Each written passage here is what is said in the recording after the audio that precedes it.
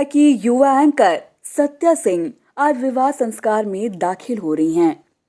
Anchoring को पूरी शिद्दत से जीने वाली सत्या ने करीब 6 महीनों में बगैर थकान पूरी ऊर्जा लगातार काम किया और हर वक्त नया सीखने की ललक को कायम रखा। ये समर्पित जुड़ाव का नतीजा ही था कि विवाह की संध्या होने के बाद भी सत्या ने आई इंडिया का रेगुलर प्रोग्राम खबरनामा किया। दरअसल कैमरों को फेस करना कोई आसान काम नहीं होता। टीवी एंकरिंग उससे भी हजारों कदम आगे की मुश्किलों भरी मंजिल है। स्क्रीन पर खबर पढ़ने और डिबेट इंटरव्यू करने का साधारण सा दिखने वाला प्रोफेशन कांटों पर चलने सरीखा है। एक एंकर को हर दिन हर पल अपडेट रहना होता है। गलती की गुंजाइश भी शून्य रखनी पड़ती है। मगर ग्लैमर, कुछ नया करने की सोच और लोगों से कनेक्शन का बड़ा कैनवास तलवार की धार पर चलने के जोखिम के बावजूद युवाओं को एंकरिंग की तरफ खींच लाता है। आज जिंदगी के जरूरी संस्कार परिणय सूत्र बंधन में बंधने जा रही आई इंडिया की एंकर सत्या सिंह ने लॉकडाउन में लॉक चल रही जिंदगी के दरमियान एंकरिंग को कैरियर बनाने का मशक्कत भरा रास्ता चुना। लड़कियों के लिए अध्यापन आज भी सबसे मुफीद प्रोफेशन माना जाता है। बनी बनाई सरल लकीर पर चलते हुए सत्या ने टीचर्स ट्रेनिंग में दाखिला लिया। साथ साथ ही इंग्लिश स्पीकिंग कोर्स भी किया। लेकिन पढ़ाई के साथ प्रोग्राम की एंकरिंग और टीवी न्यूज चैनलों से उपजे असर ने उन्हें नई राह दिखाई। अतः सत्या एंकरिंग के कड़े अभ्यास के बाद आई इंडिया से जुड़ी। लगातार 12-12 घंटे की मेहनत से दक्षता की तरफ बढ़ती रही सत्या सिंह का समर्पण इस बात से समझा जा सकता है कि शादी के कई दिनों तक चलने वाली रस्मों के बावजूद आई इंडिया आकर एंकरिंग करती रहीं और आज दुल्हन बनने से पहले भी दफ्तर आकर एंकरिंग करके उन्होंने मिसाल कायम की है। एक ऐसा क्षण जो शायद ही किसी स्टूडियो में देखने को मिले, लेकिन आई इंडिया के स्टूडियो में एक ऐसा ऐतिहासिक अविस्मरणीय क्षण सामने आने जा रहा है जिसको हम अपने दर्शकों को बताने जा रहे हैं।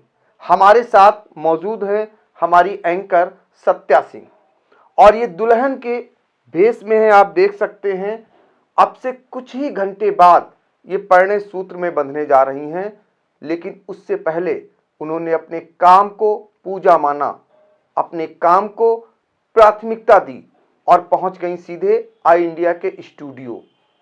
दुल्हन के भेष में सजने के बाद परिणय सूत्र में बंधने से पहले उन्होंने रोज की भांति आज भी खबरनामा को उतनी ही संजीदगी के साथ पढ़ा, उतनी ही लगनशीलता से पढ़ा। आइए उन्हीं से जानते हैं कि जब वो परिणय सूत्र में आज बंध जाएंगी उसके बाद उनकी कौन कौन सी प्राथमिकताएं होंगी। ये खबरनामा उनका आखिरी होगा या फिर आगे भी जारी रखेंगी, उन्हीं से जानते हैं। सत्या, पहले तो आपको बधाई जी, बहुत बहुत धन्यवाद। आप जो है आज अपने जीवन के एक ऐसे क्षण में जा रही हैं, ऐसे परिणय सूत्र में बंधने जा रही हैं जो हर एक लड़की की तमन्ना होती है। लेकिन आपने काम को पूजा माना, ये आपने साबित किया स्टूडियो में आज समाचार पढ़कर, क्योंकि अब से कुछ ही घंटे बाद आप परिणय सूत्र में बंध जाएंगी। तो क्या कहना चाहेंगी? जी बिल्कुल, मेरे लिए मैं हमेशा से ही अपने काम को प्राथमिकता देती हूँ और हालांकि ये मेरे जीवन का बहुत ही अहम फैसला है और एक मेरी ज़िंदगी पूरी तरह से बदलने जा रही है। फिर भी मेरा ये मानना है कि काम हर किसी इंसान को अपने काम को पहले प्राथमिकता देनी चाहिए।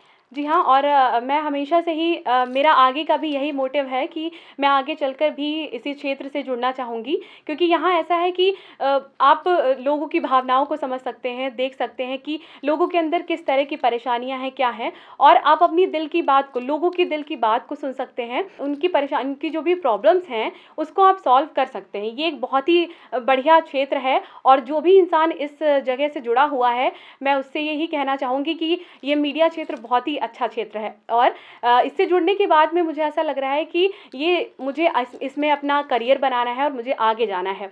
ये नहीं पता मुझे कि मेरे फैमिली वालों का और मेरे ससुराल वालों का क्या फ़ैसला होता है। मैं उनके फ़ैसले का भी पूरी तरह से पालन करूँगी, जो भी उनका फ़ैसला होगा उसे मानूँगी, लेकिन इस क्षेत्र में मेरा आगे भी रुझान रहेगा और मैं इसमें करियर बनाऊँगी। और मुझे आज यहाँ आके और खबरनामा पढ़ के बहुत ही अच्छा लग रहा है।